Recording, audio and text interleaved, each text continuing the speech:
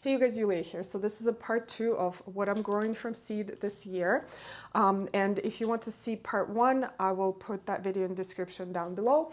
But this video is all about the native plants that I'm growing from seed this year. I actually started most of these seeds already because they require about 60 days of cold stratification. If you are in a colder zone, so I'm in the zone 7, if you're in the zone 6 and below, you can still start these winter sowing to make sure that they go through 2 months of stratification that they require.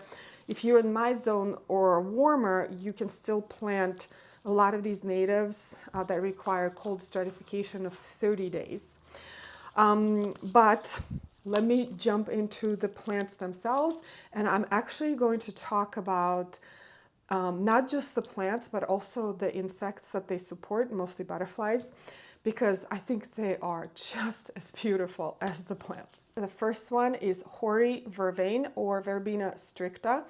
I do have Verbena hastata in my garden and I love it. It's so beautiful, but this one looks a little bit different. I would say it's a lot bushier, and the foliage, from what I heard, is fuzzy. It is also a host plant for a common Buckeye butterfly. And I looked up butterfly. I think it is so beautiful. If I see that butterfly this summer, I think I'm going to lose my mind. That's how gorgeous it is.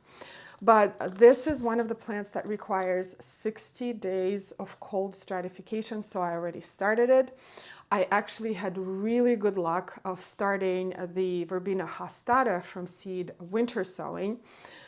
So I'm actually feeling very positive about this plant and winter sowing. The next plant is spotted beebalm or Monarda punctata, and I think it's such a beautiful flower. It has very exotic looking blooms, but it's also a host plant for endangered Carner blue butterfly, and I looked that one up and it is so stunning. If I see that butterfly in the garden, I will be the happiest person.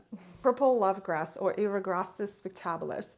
This is a beautiful little grass. It's about 1.5 feet tall, and when it blooms, it has this amazing purple haze. Now, it is more of a shorter lived grass. I was considering using it as a matrix planting at some point for some of my projects because it's just so pretty and fills in the space nicely. But because it disappears eventually, I opted for longer lived grasses, but I still sprinkle it in my projects here and there. But this grass is so tough. It can tolerate poor soil. It can tolerate roadside conditions. So if you are working on a hill strip, this is a perfect grass to have. They also tolerate black walnut, which we know there are a few plants who could do that. Interestingly, this says here that you do not need to stratify this plant, and you can start it in warm conditions in the house like you would with any other annuals that you're starting. Next one is Heath aster, and asters are amazing plants because they bloom later in the season.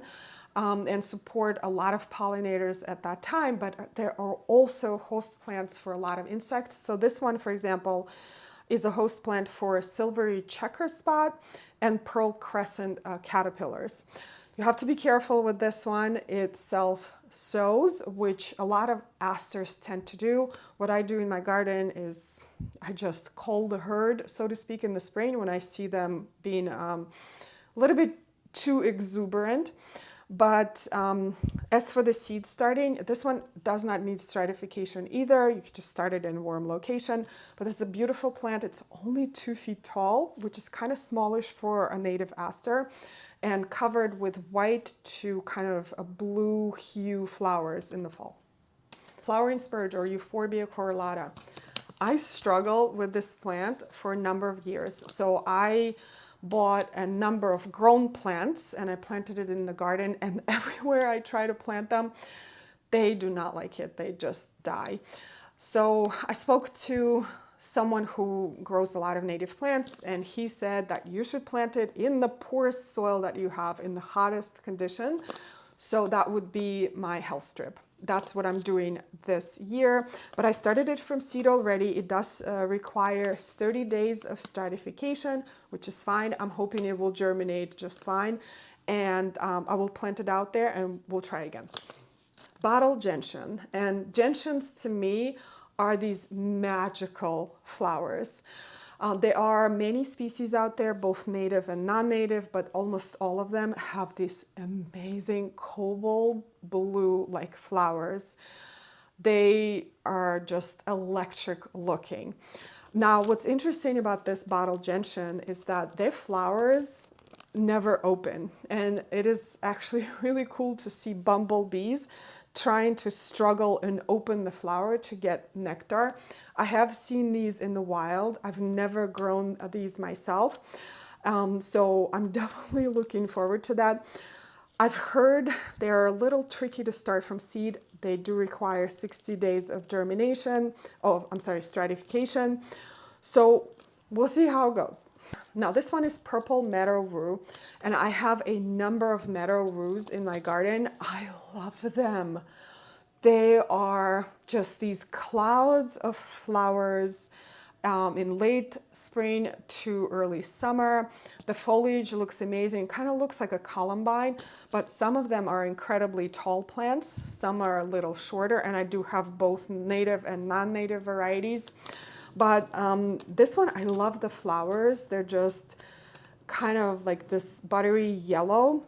This one does require 60 days of stratification, so I started them about 2 weeks ago.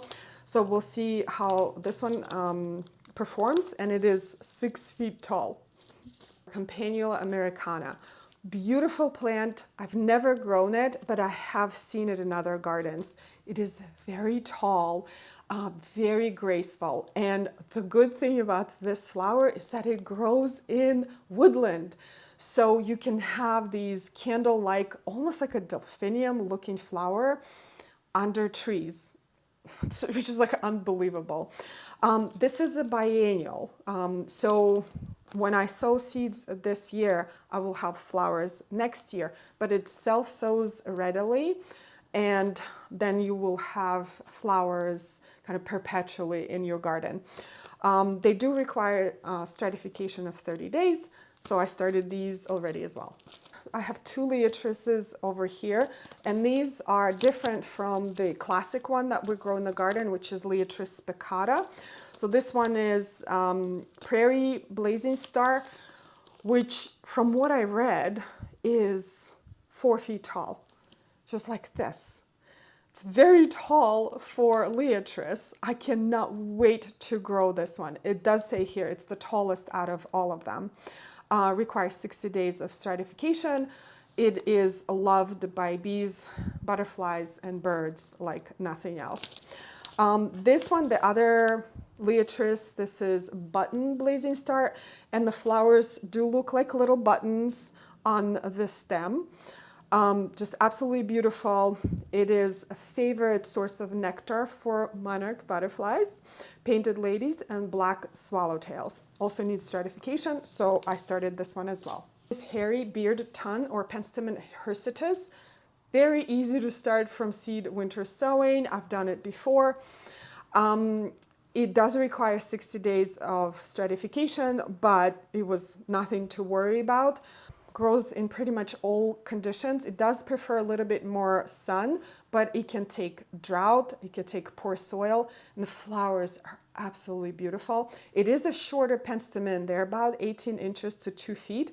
Easy to work into the front of the border.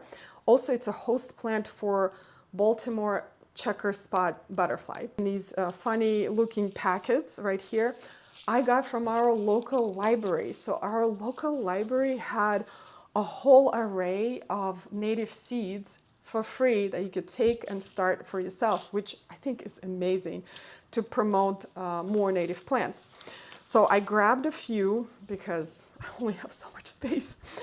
The first one is purple bergamot or Monarda media, which I've never seen before, honestly. I know the Monarda fistulosa, Monarda didyma, Monarda bradburyana. This one is new to me. It says no pretreatment necessary, so you can just start it from seed at home. It's about 2 to 3 feet tall. Blue lobelia, Lobelia syphilitica, pretty common native plant. I actually don't have any in my garden. I've planted many of them in my clients' gardens. I have no idea why I don't have one myself, so I'm growing it this year. It does require stratification. Pearly everlasting. I admired this plant in other gardens, but I've never grown it before. I know it could be a little aggressive with the rhizomes, but I'm willing to try and see how it behaves. So it requires stratification of 30 days, so I'm going to start it this week. This is Carex radiata. I've never grown Carexes from seed. They are such useful plants. They're kind of like living mulch for a shade garden or a part shade garden. You can interplant them with other plants. And radiata is very pretty looking Carex or sedge. So this one does need stratification, so I better get on it. Now this one is heart-leaved aster. I have these in my garden and I adore them. They're some of my favorite asters. Just covered with flowers in October. It looks like a cloud when they're blooming. They're host plant for a lot of different native species. They do require stratification. Swamp mallow, hibiscus mosquitoes. This is the mother plant for all of the other hibiscus, the perennial hibiscus that we grow in our gardens. You know, the really, really large plate-sized hibiscus. I love the wild looking ones. These are tricky to germinate. I have read some things about this by professionals who grow these from seed. They require soaking and they require stratification. So we'll see how it works, and I'll let you know. And the last one is Partridge pea, which is a native annual. Now, I do not recommend planting this in a residential garden because this tends to be a little aggressive and sell seed all over the place. But I will be growing this in a local park where we're trying to restore a native area and grow a native meadow. So this is a great plant to use as a temporary ground cover to make sure that there's competition with invasive weeds. And this is a beautiful little plant. It has acacia looking like leaves, very feathery, and these canary yellow flowers. And this is it for my native seed stash. And as I mentioned, I already started most of these because they do require stratification. I will be starting a few of these this week and in the following couple of weeks, but I'm super excited to include more natives and more interesting natives in my garden, and I cannot wait to see what kind of life, as for the insects, I'm going to see in my garden. I think it's just going to be amazing.